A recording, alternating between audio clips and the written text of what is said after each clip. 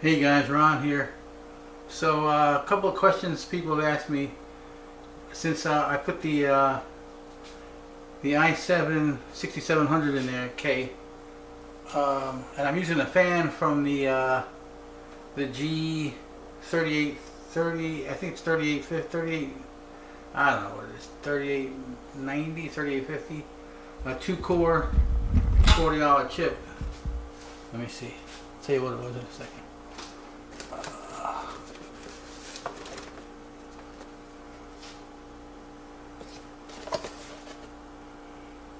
It's a 3930, 2.9 gigahertz, 2 megabyte cache, LG51. It's a chip from this year, 2017. $39 chip. Now they're like 45 to 65 bucks. But this came with a standard fan. So if you looked at the video yesterday, that's the fan I put on the i7. So what I'm going to do is I'm going to run Intel software, CPU diagnostics. They got a thing in there strictly for temperature. So we're going to look at it and see. We're going to run that, and you'll be amazed. This fan will ramp up pretty loud, but it runs perfectly.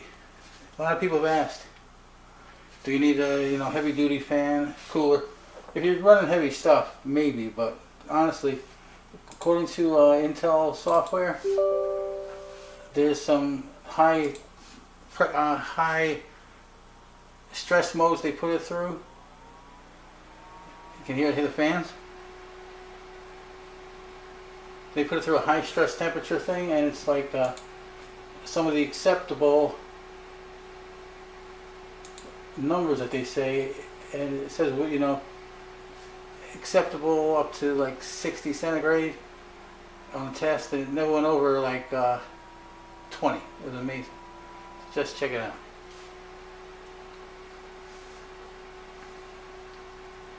So that fan is definitely ramping up big time.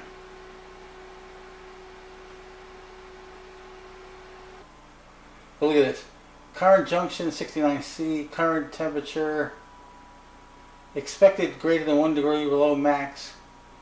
Let me see. Yeah. Temperature 74C, current degrees below max 28 centigrade. Minimum allowed 100 C. Test results pass. Current junction 78C. Current degrees below max 22. Maximum allowed 100. So 22 below max, and it passed all of the temperature test.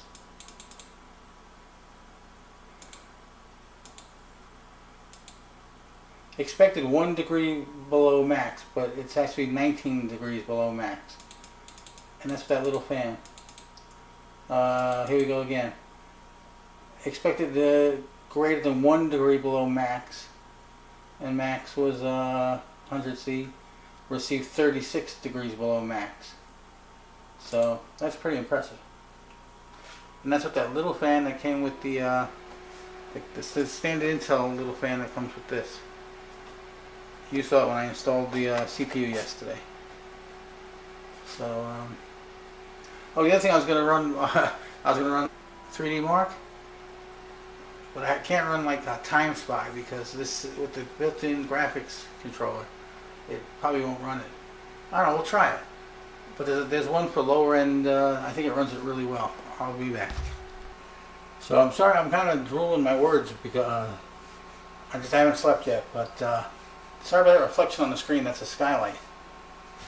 But here, if you look, it passed as a genuine Intel chip, not a fake. Cache memory and all that. CPU stress passed. It's testing math now. But even over here, CPU temperature 87 centigrade with temperature monitor running, maximum 88, minimum 37, max allowable 100. So it's not even close.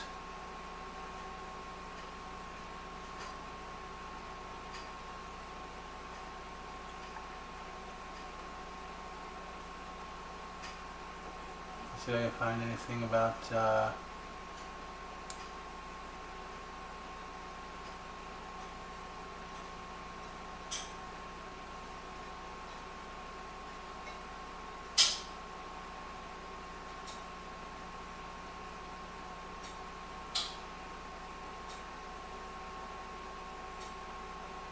integrated memory stress controller.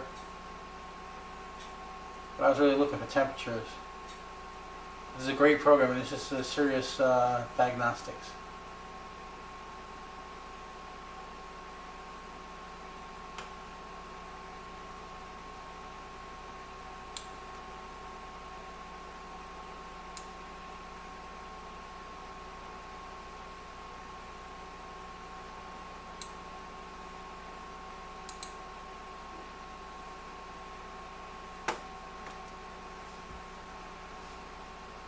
So it passed the temperature test, and what it's saying is it's allowed to be 1 degree below max, and they've been averaging about 37 degrees below max.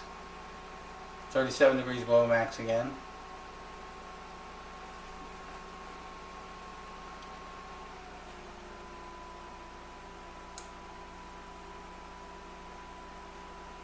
So basically what it's saying is it's doing a test, and the test can pass and be within 1 degree below max. It's averaging about 25 below max on that test, 14 below max on this test, 26 below max on this test, 17 below max on this test. So it's expecting that it can go within 1 degree, and it's way below, and that's just with that little crappy cooler. So when we upgrade the case and figure out what we're doing, we'll keep going.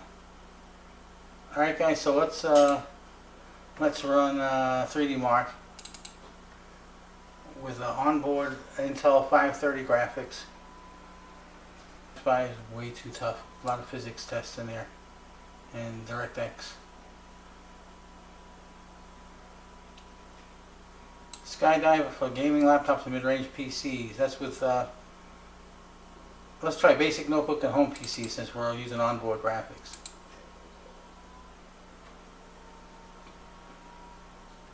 If you guys get a chance, go to 3D Mark and download their manual, which is a PDF file. Explains all the details of these tests and how they work. It's a whole education into itself. Into itself. And everybody says, oh, without further ado. So I always say, without further ado. I mean, the images just look great. I mean, these Intel onboard graphics support 4K. So, I can't handle the frame rates usually, but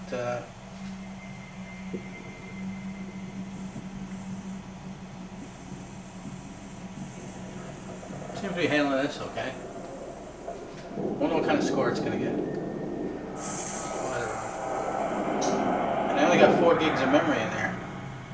5 and 7 the week they came out.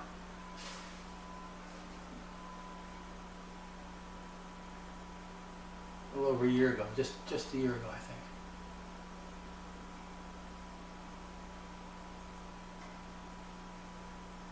We got 41, 42 frames.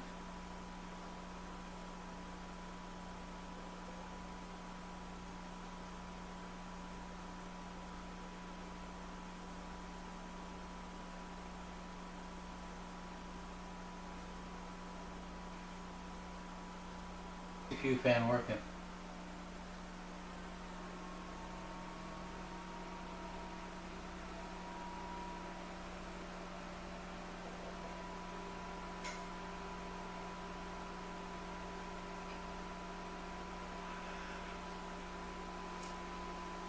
So I think you can even do basic editing and a few things without a GPU at all. I don't know if that's a good score or not for CloudGate. Let's go look. It says validation warning. That's because it doesn't recognize the graphics driver that Intel supplies. Graphics driver is not approved. It's because it doesn't know what it is really. Let's look online and see how this compares. So better than 30% of all tested, all results.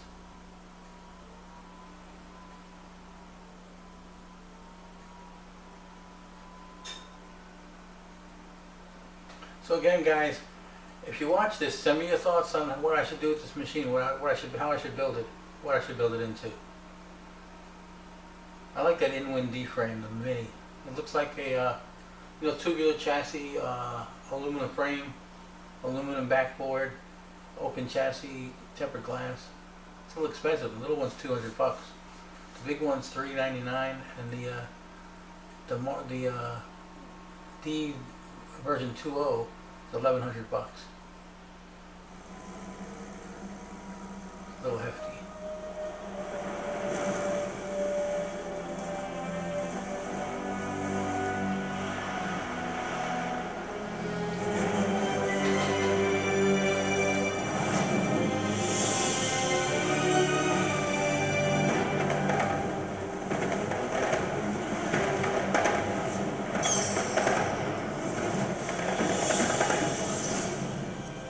Yeah, the chip I took out of there to replace with this i7 couldn't run any of this. I mean, it could run it, but it was not even close. 2.4 gigahertz, 2.9, 2 megabyte cache, 2 core. But it's a great chip. If you need to get something running and you got low drivers and you can't get something to work on your high line, for a $28 chip, you can feel in hand. We got them on sale. I think they're now about $49 to $60.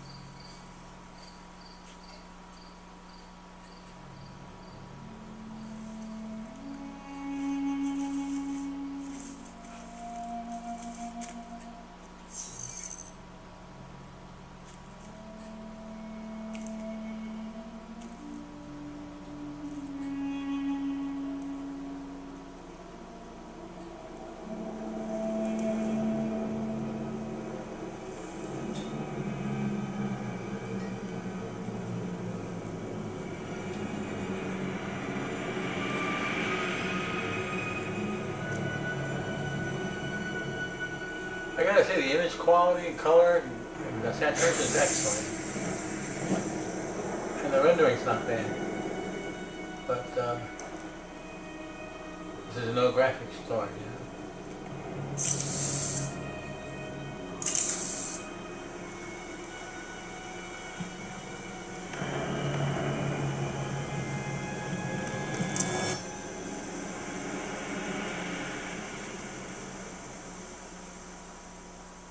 Still, an i7 6700 is, I think it's a 3-year-old chip. It's still very powerful and up there.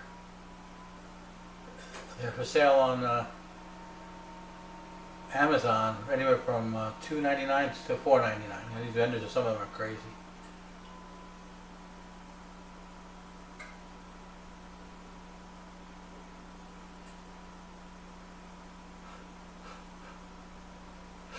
Oh man, big yellow, sorry. No artifacts, at least. Not a great frame rate, but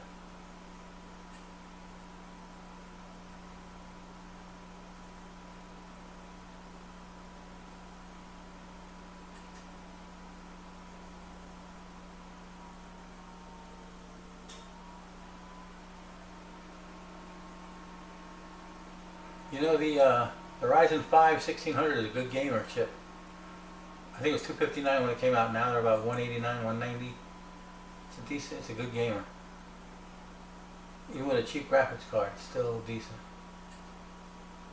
6 core, 12 threads.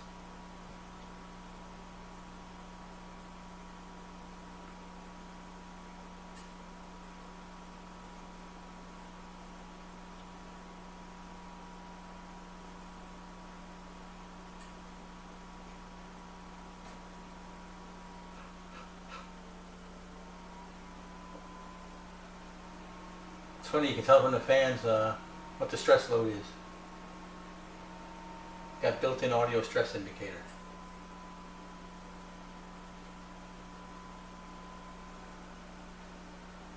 Yeah, 86, 85 frames. That's correct. It'll drop down to maybe 20, but it's pretty good.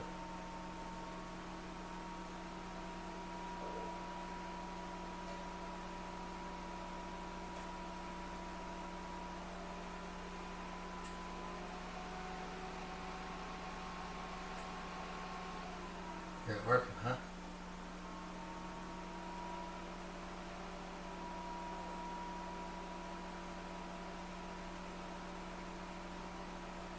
I had a 1030. Didn't do much better than this card. An Asus 1030, 2 gig. It's only small marginal better. Only small marginally better. Really.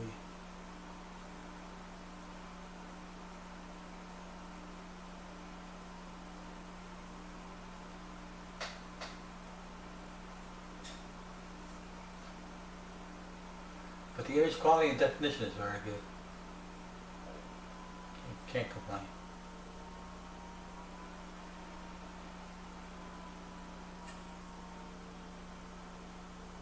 $4,300. I don't know if, okay, I should try this on another machine and see what the score is.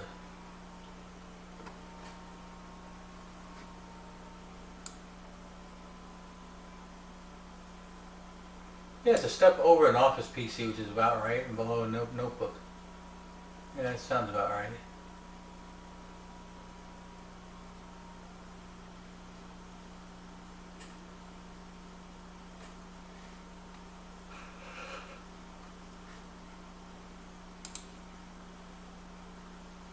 Alright guys, we'll take a scan around the office real quick and we'll get out of here. So, up and running, that's what you get for not giving up. This thing actually runs Cinebench.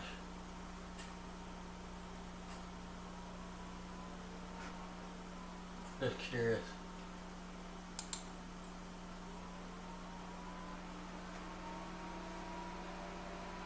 Just running CPU because the graphics really non-existent.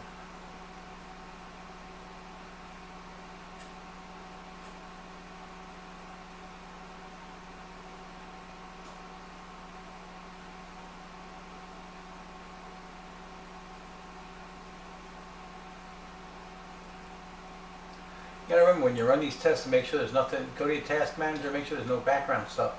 I mean, there's always tons of background stuff running, but make sure nothing is big. It's drawing a lot of CPU power.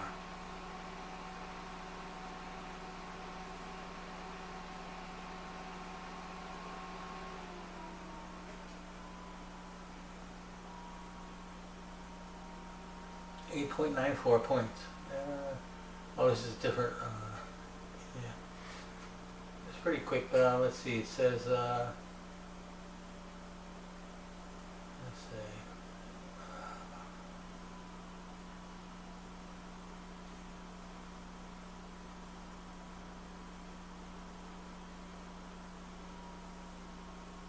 Well, compared to an i7 960, which is 1.63 times slower than this, then they check it against a 12 core 12 thread Opteron AMD, which is an old D2, and that's that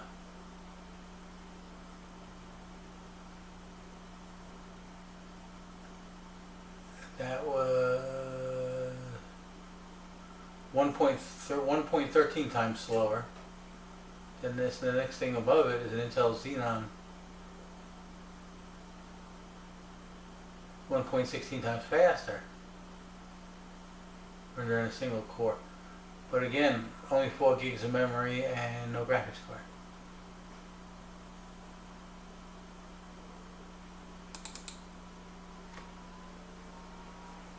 I'm gonna go run the graphics anyway.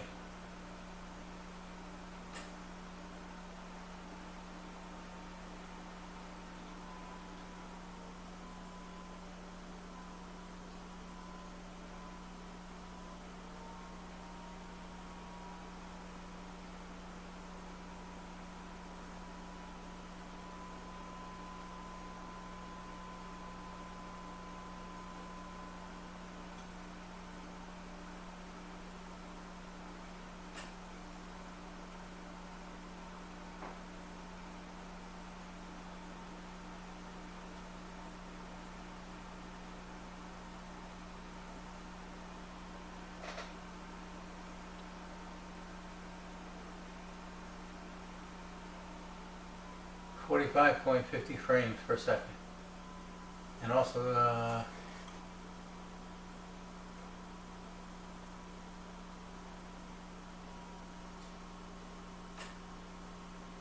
an i7 860 it beats. It beats a i7 960. It beats out a Xeon X5570 by quite a bit. And the things faster than it are Quadro.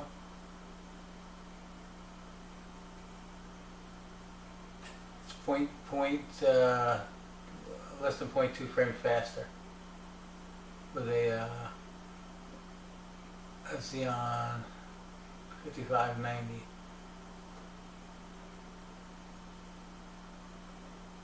With a Quadro FX 5300. It's impressive.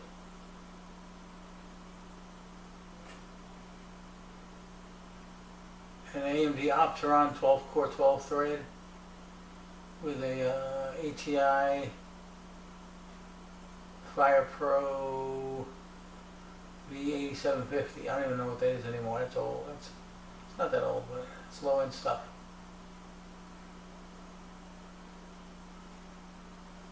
Anyway, so that's the deal. Alright, we'll take a look around the office quick and then we'll get out of here. Hope you guys stayed awake. So I moved this computer onto the main table because it doesn't take up any space. Still got plenty of workspace. And lately this Core P3 has been my gaming machine. It's got just a 1050 4 gig in there. And this is my streaming computer and parts. A disk drive score, lots of parts. And I reorganized over here again. Got all this cleaned up, so we got a lot of room. Gonna add another table at the end. And that's what we got. Alright guys. So it's a drag when you're obsessive, you know. But you get like that with these things, you know, you find a problem, you want to get it fixed. What's nice is I got everything I need here to I don't have to outsource for anything, pretty much parts, spare CPUs, memory, things like that to try to eliminate and exchange parts to see about repairing. One of the big things about repairing is you got to, if you swap stuff out, you got to be able to go back to where you started, to ground zero. You never know if you introduce a new problem or you're missing the problem. So it's interesting because like yesterday, working on this this i7 with the graphics, for a while you start to think, well, maybe there's something wrong with the CPU. We've got a bad lane or something. But you keep going and then you eliminate it till you know exactly what's going on. That's why I ran the Intel test, because if there's anything with the CPU, we would have found it. Alright guys, just waiting on the snow.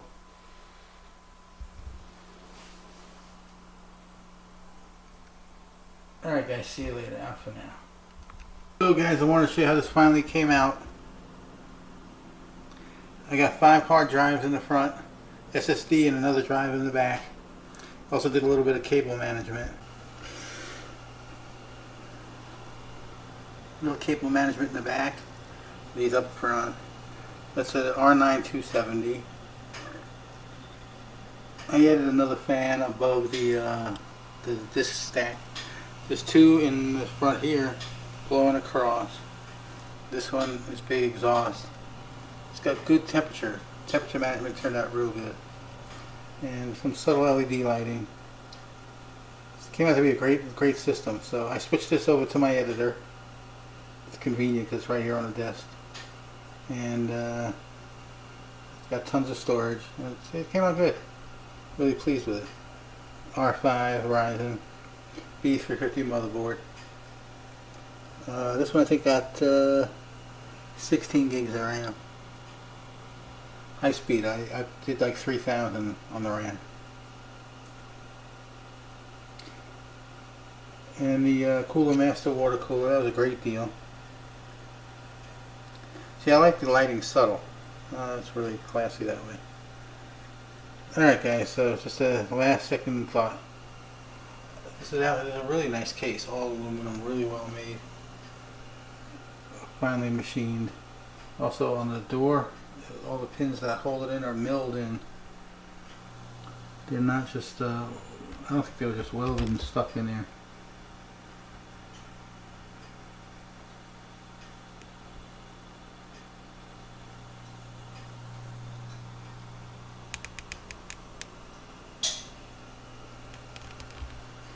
I'm not big on LED lighting, but a little subtle class is nice.